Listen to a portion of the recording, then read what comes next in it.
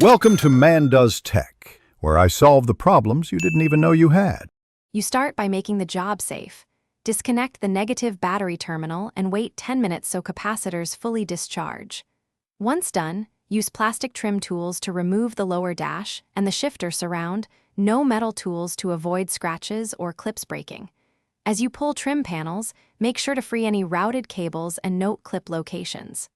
Finally, identify the start-stop module behind the trim near the steering column so you can access the button assembly for removal. Now you'll remove the module securing screws, typically 2 to 4 Torx or Phillips fasteners, and gently pull the assembly forward.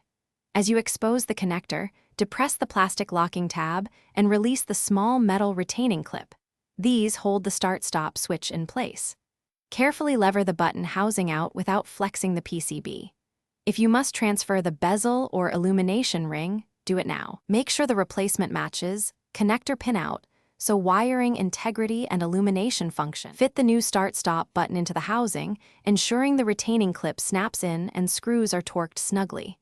Once assembled, reconnect the electrical connector and reinstall dash trim. Reconnect the battery, then perform an ignition cycle, accessories, engine start, and auto-stop behavior. Make sure indicator illumination works.